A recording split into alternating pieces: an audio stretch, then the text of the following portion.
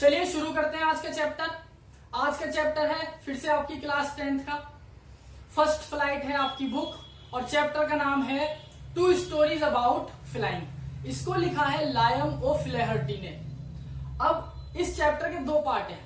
पहला पार्ट है आपका हिज फर्स्ट फ्लाइट जो कि एक यंग सीगल के ऊपर है, यानी एक समुद्री चिड़िया के ऊपर।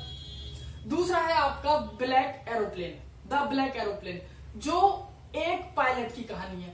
तो सबसे पहले हम पार्ट 1 शुरू करते हैं जो है आपका हिज फर्स्ट फ्लाइट। थीम है चैप्टर की कॉन्साइंस। कॉन्साइंस मतलब इनर बिलीफ, अंदर का भरोसा। आसान भाषा में जब तक हम किसी चीज को करने की कोशिश नहीं करते, अटेम्प्ट ही हम नहीं करेंगे और हम कहते हैं हम फेल हो गए, तो इसका मतलब ये है कि the something that we tried it was not done with proper dedication और डिटर्मिनेशन। हमने वो काम ना तो अपनी इच्छा से करा और ना ही उस डेडिकेशन या उस लगन के साथ करा जिससे हमें वो काम करना चाहिए था। तो जो टाइटल है हिज फर्स्ट फ्लाइट, इसमें यह बताया गया है कि कैसे एक यंग सीगल जो बहुत ही ज्यादा डरपोक है, जो उड़ना नहीं चाहता, जो कोशिश नहीं करना चाहता, वो कैसे अपनी फर्स्ट फ्लाइट लेता है, वो कैसे पहली बार उड़ता है। तो चैप्टर ऐसे शुरू होता है। एक यंग सीगल है जो चट्टान पर एक लेज, LEDGE, बहुत इंपॉर्टेंट वर्ड है, LEDGE, लेज, जो एक चट्टान पर अपने पेरेंट्स के साथ रहता है। और ये वो यंग सीगल है जो कोशिश नहीं करता कभी भी उड़ने की। इसको ऐसा लगता है कि अगर मैं उड़ूंगा तो मैं नीचे समुद्र में गिर जाऊंगा, मैं इस चट्टान से नीचे गिरूंगा समुद्र में, या मेरे पंख ही फ्लैप नहीं होंगे, फ्लैप मतलब ओपन नहीं होंगे, या अगर मैंने उड़ने की कोशिश करी तो हो सकता है मेरे चोटी लग जाए, आई वुड गेट हर्ट। तो इन सब डर की वजह से ये उड़ता नहीं है। अब इसके घर वाले, पेरेंट्स, भाई बहन, मम्मी पापा सब कहते हैं भाई उड़। वो उसको मोटिवेट करते हैं, बूस्ट करते हैं, एनकरेज करते हैं। इसके अलावा वो नहीं उड़ता। फिर वो क्या करते हैं, उसको डांटते हैं, थ्रेटन, उसको धमकाते हैं, स्कोल्ड, वो नहीं उड़ता। अब वो करते क्या है, यानी वो साम दाम दंड भेद सब अपना लेते हैं, लेकिन ये बच्चा उड़ता ही नहीं है। ये इसको फन करते हैं, इसका मजाक उड़ाते हैं। उसके लिए एक बहुत अच्छा वर्ड है डेराइसिव। ये वर्ड आपको याद करना पड़ेगा, एक्सट्रैक्ट में आता है ये। तो वो उसका मजाक उड़ाते हैं, डेराइसिव करते हैं, लेकिन वो तब भी नहीं उड़ता। उसको लगता भाई मैं उड़ूंगा तो मेरा पंख ना टूट जाए कहीं, और कहीं ऐसा ना हो जाए कि यार पंख खुले ही ना, या मैं पानी में गिर जाऊंगा तो मैं तो डूबूंगा और मर जाऊंगा। अब असली रीजन क्या है? असली रीजन ये है कि he has not tried to fly even once. उसने उस शिद्दत से, उस डिटर्मिनेशन से कोशिश ही नहीं करी उड़ने की।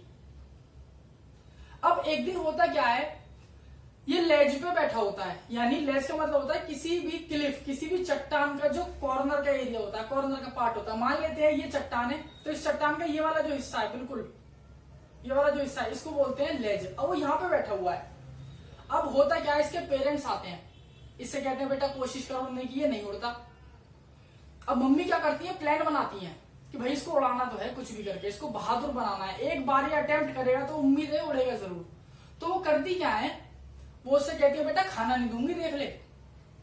अगर आप ये सोच रहे हैं कि मैं हर बार आपको आके फीड कराऊंगी, I will give you the scrap और पीसेस ऑफ फिश मीट, कि मैं आपको मीट के टुकड़े लाके देती रहूंगी आपकी चोंच में, इनी और बीक, तो आपका पेट भर जाएगा, अब नहीं दूंगी। बच्चा सोचता डरा रही है मम्मी, लेकिन वो सच में खाना नहीं देती। बच्चा लेज पे बैठा है, मम्मी आती है बार बार, और जैसे ही वो आती है वो करती क्या है, अपनी बीक में वो मीट का टुकड़ा लेके आती है और बच्चे के पास से निकलती है। बच्चा ऐसे चोंच खोलता है अपनी, लेकिन माँ ऐसे निकल जाती है, नहीं डालती। 6 घंटे हो जाते हैं, उसको भूख लगने लगती है, भूख बढ़ती है, उसको ऐसा लगता है आई विल स्टार्व, अब मैं भूख से मरूंगा। अब वो क्या करता है, वो अपनी एक टांग पे खड़ा हो जाता है, एक टांग पे खड़ा हो जाता है और ऐसे आंख बंद कर लेता है अपनी, अभी यूं ही देखता है कहाँ है मम्मी, आ रही है नहीं आ रही। लेकिन वो माँ है, उनको पता है उनका बच्चा कैसा है, उन्हें पता है कि ये प्रिटेंड कर रहा है, ही इज प्रिटेंडिंग। प्रिटेंडिंग ये वर्ड याद करना है, प्रिटेंडिंग मतलब बहाने बनाना। ये जो रो के दिखा रहा है, झूठे को रो रहा है, he is lying, he is pretending, he is doing false things. वो नहीं देती खाना। 6 घंटे के बाद अब धूप निकलने लगती है, सूरज उसके सर पे चढ़ जाता है, लेकिन माँ खाना नहीं देती। अब जैसे धूप बढ़ती है उसको थोड़े थोड़े चक्कर, डिजी, DIZZY, उसको थोड़े थोड़े चक्कर आने लगते हैं। माँ तब भी खाना नहीं देती, वो रोता है, वो सच में रोता है, माँ तब भी खाना नहीं देती। अब होता क्या है, वो फिर से बैठा है लेज पे, उसको लगता है मम्मी आएगी, मम्मी फिर आती है, चौंच में फिर से मछली का टुकड़ा लेके आती है, स्क्रैप, नहीं देती। ऐसे आती है, वो अपनी चौंच खोलता है, माँ यहां से फिर निकल जाती है, और वो खूब रोता है, लेकिन मम्मी उसको खाना देती नहीं है।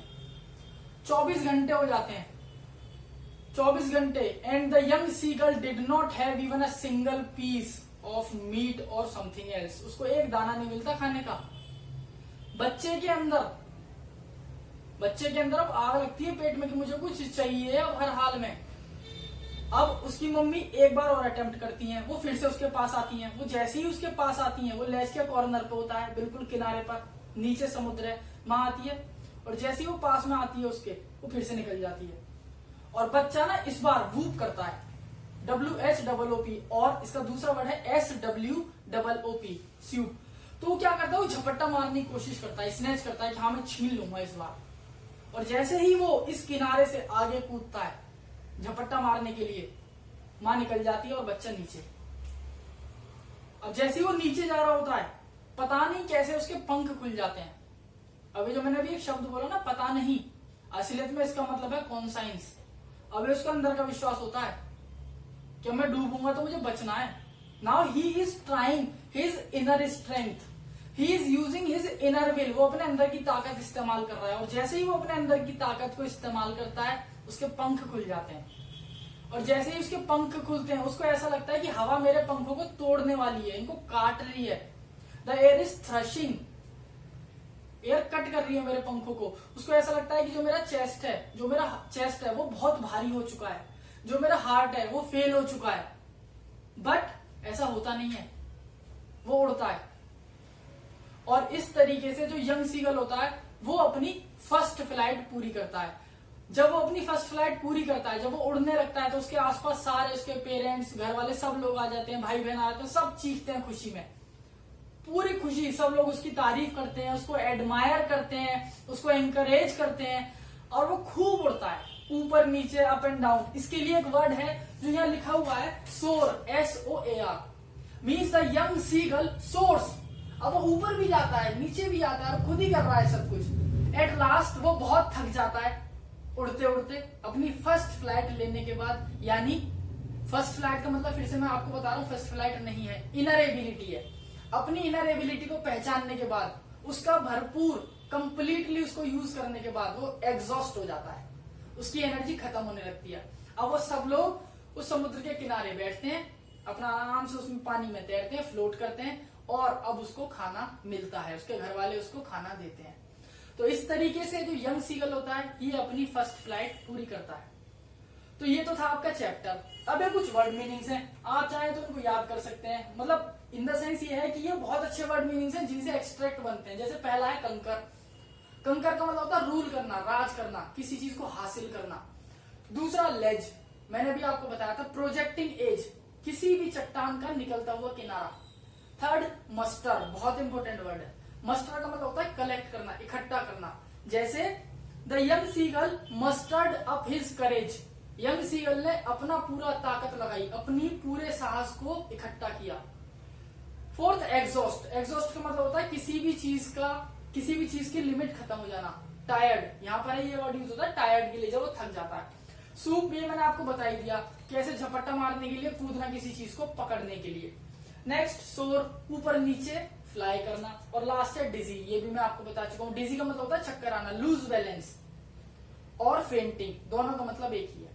तो चैप्टर तो खत्म हो गया, थीम भी पता चल गई, ये भी पता चल गया कि भाई चैप्टर में फर्स्ट फ्लाइट का मतलब ये है कि बच्चे ने अपनी फर्स्ट फ्लाइट ली, और किसकी वजह से ली, अपने इनर बिलीफ की वजह से।